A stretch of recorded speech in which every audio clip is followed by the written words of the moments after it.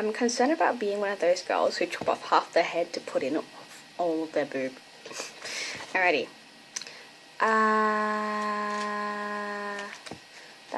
This is where I was. After the petals are removed from the roses, they are ground with the anise in a mortar. Separately, brown the chestnuts in a pan, remove the skins and cook them in water. Then puree them.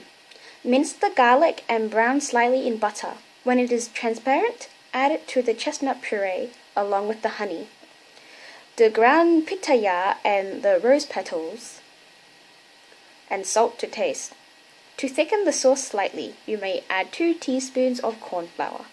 Last, strain through a fine sieve and add no more than 2 drops of attar of roses, since otherwise it might have too strong a flavor and smell.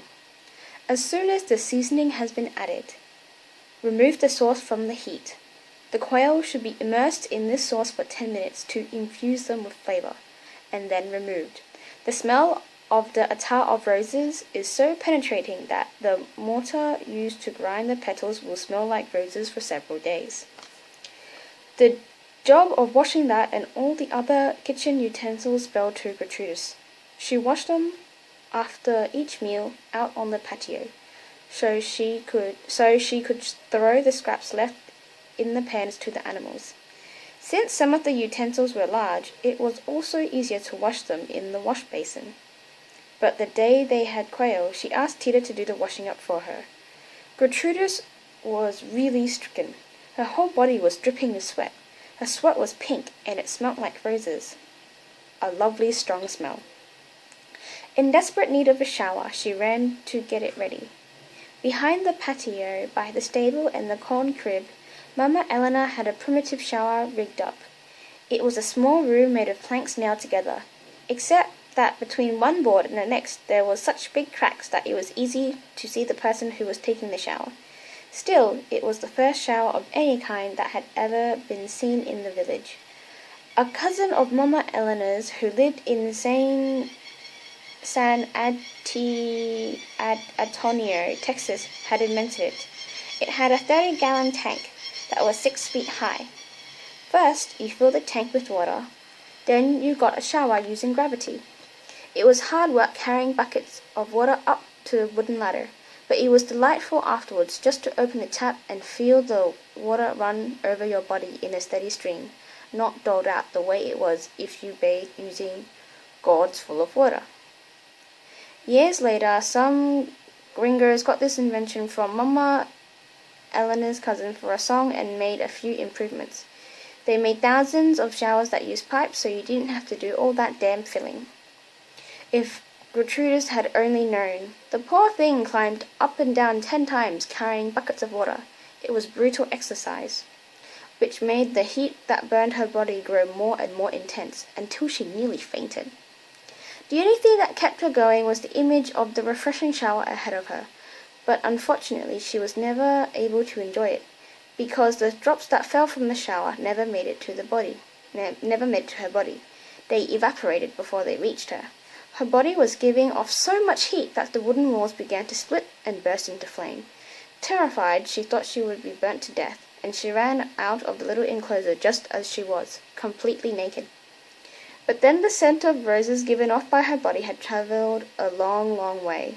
By then the scent of roses given off by her body had travelled a long, long way. All the way to town, where the rebel forces and the federal troops were engaged in a fierce battle. One man stood head and shoulders above the others for his valor, and it was the rebel who Gertrudis had seen in the plaza in Piedras Negras the week before. A pink cloud floated towards him, wrapped itself around him, and made him set out at a gallop towards Mama Eleanor's ranch. John, for that was the soldier's name. John it is, alright. John, for that was the soldier's name, abandoned the field of battle, leaving an enemy soldier, not quite dead, without knowing why he did so. A higher power was controlling his actions. He was moved by a strong urge to arrive as quickly as possible at a meeting with someone unknown in some undetermined place. But it wasn't hard to find. The aroma from Gertrudis's body guided him. He got there just in time to find her racing through the field. Then he knew why he'd been drawn here. This woman desperately needed a man to quench the red-hot fire that was raging inside her. A man equal to loving someone who needed love as much as he did. A man equal to loving someone who needed love as much as she did. A man like him. I still don't understand that sentence, so I hope you do. Holy crap, my skin looks beautiful. Gertrude stopped running when she saw him running towards her. Naked as she was, with her loosened hair falling to her waist, luminous, glowing with energy, she might have been an angel and devil in one woman. The delicacy of her face, the perfection of her pure, virginal body contrasted with the passion, the lust that leapt from her eyes, from her every pore. These things and the sexual desire Juan had contained for so long while he was fighting in the mountains made for a spectacular encounter. Without slowing his gallop so as not to waste a moment, he leaned over, put his arm around her waist, and lifted her onto his horse in front of him, face to face, and carried her away. The horse, which seemed to be obeying higher orders too, kept galloping as if it already knew their ultimate destination, even though John had thrown the reins aside and was passionately kissing and embracing Gertrudis.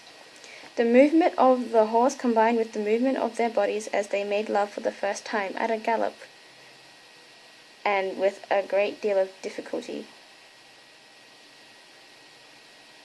They were going so fast that the escort following John never caught up with him. Liars tell half-truths, and he told everyone that during the battle the captain had suddenly gone crazy and deserted the army. That was the way history gets written, distorted by eyewitness accounts that don't really match the reality. Tita saw the incident from a completely different perspective than the rebel soldiers. She watched the whole thing from the patio as she was washing the dishes. She didn't miss a thing in spite of the rosy clouds of steam and flames shooting out of the bathroom, which made it hard for her to see. Pedro, too, was lucky enough to witness the spectacle, since he was just leaving the patio on his bicycle to go for a ride. Like silent spectators to a movie, Pedro and Tita began to cry, watching the stars act out the love that was denied to them. There was a moment, one brief instant, when Pedro could have changed the course of their story. Taking Tita's hand in his, he began to talk to her. Tita.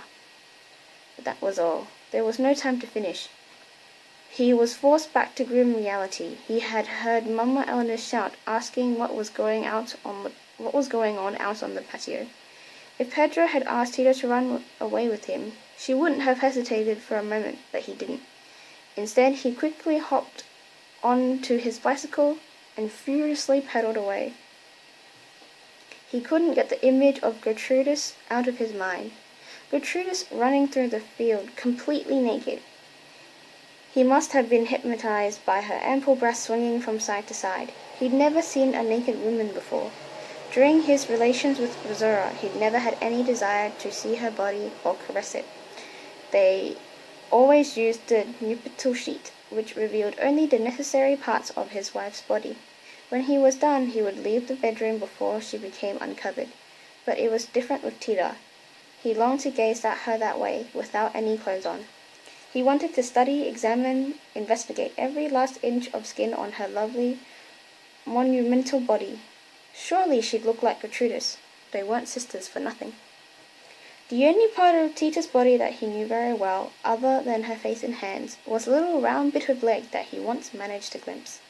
The memory of it tortured him each night. How he longed to place his hand over that little patch of skin, and then all over her, as he had seen the man who took Gertrudis do, madly, passionately, lustfully.